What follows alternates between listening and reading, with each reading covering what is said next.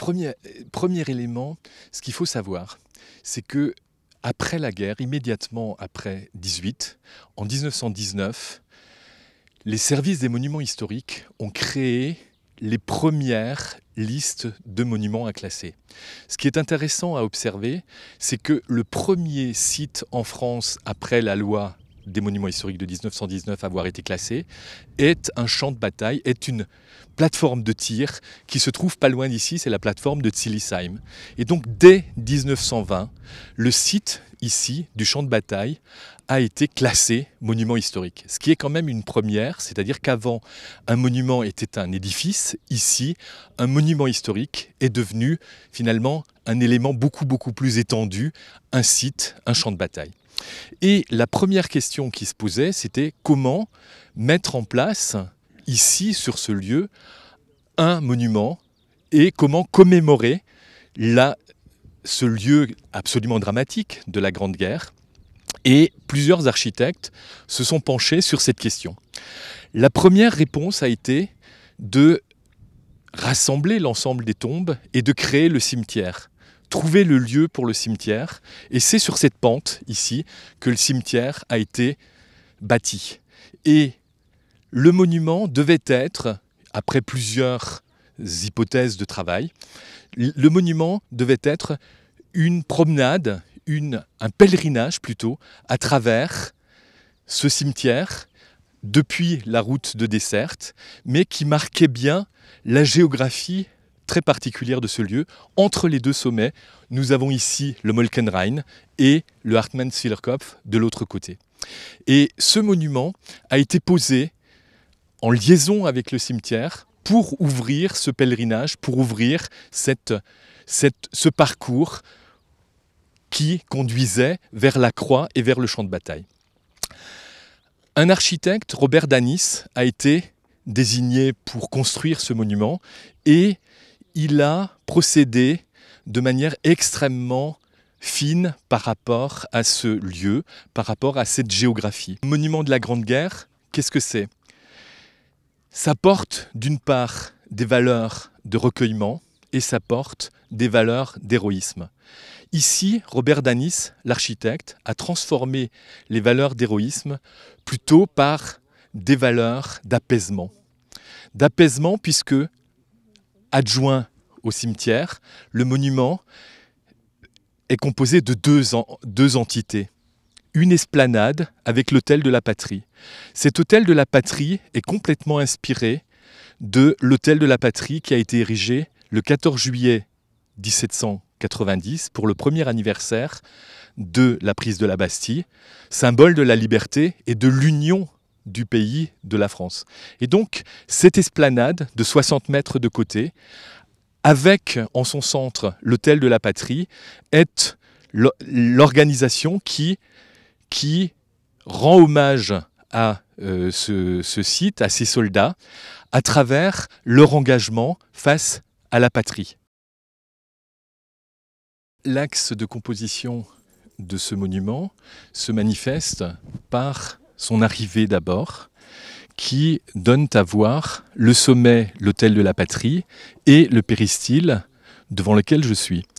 Ce péristyle, qui est composé de 4 colonnes, est adossé de chaque côté par 2 sculptures d'Antoine Bourdelle. Antoine Bourdelle a été choisi par l'architecte Robert Danis, dont c'était très probablement un ami, pour intégrer 3 sculptures, les 2 cariatides qui sont les anges qui se trouvent ici, et la Vierge à l'enfant qu'on retrouvera dans la crypte à l'intérieur. Ces 2 cariatides donnent véritablement le caractère de ce monument. Le caractère apaisé, et sur le fronton était inscrit à l'époque « Ici reposent les soldats morts pour la France ». Ce bâtiment, il a été inauguré en 1932, il a été dessiné en 1925, il a été présenté à l'exposition des arts décoratifs à Paris à l'échelle 1, ce que nous voyons derrière moi, lors de l'exposition des arts décoratifs en 1925. Le monument ici, dans lequel nous venons de rentrer, est composé de 3 espaces. On entre à travers le péristyle tout d'abord pour pénétrer dans le vestibule.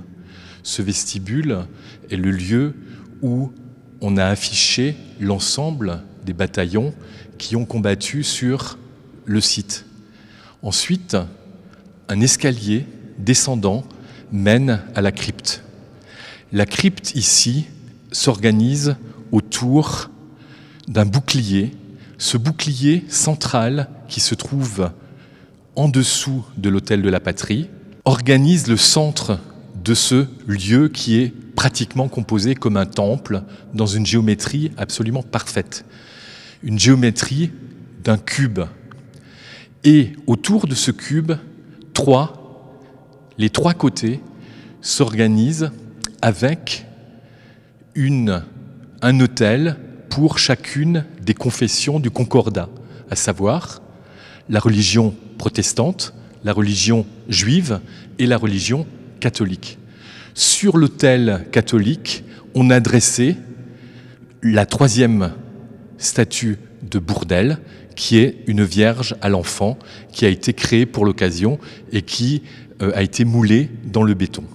2 petits mots pour la matérialité de ce monument.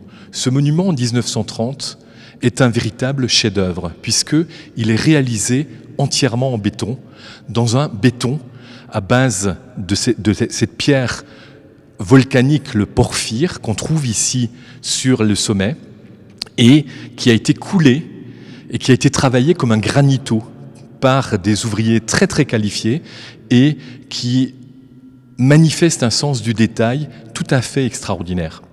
L'ensemble du monument a été réalisé ainsi en béton.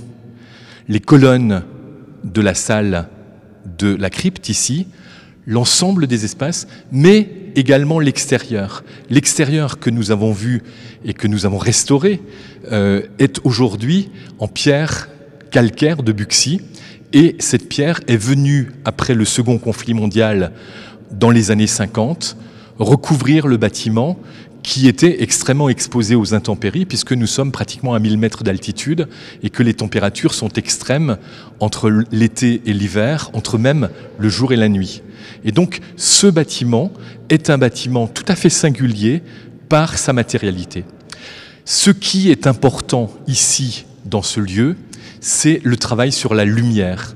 Robert Danis était extrêmement préoccupé de faire en sorte que cette crypte soit un lieu qui reçoive la lumière naturelle qui est vraiment le composant, qui est vraiment l'élément principal de lecture de cet édifice. Et nous avons, à travers le travail de restauration, entièrement repris l'ensemble des éléments qui font tomber la lumière de manière diffuse et font découvrir les différents espaces aux visiteurs.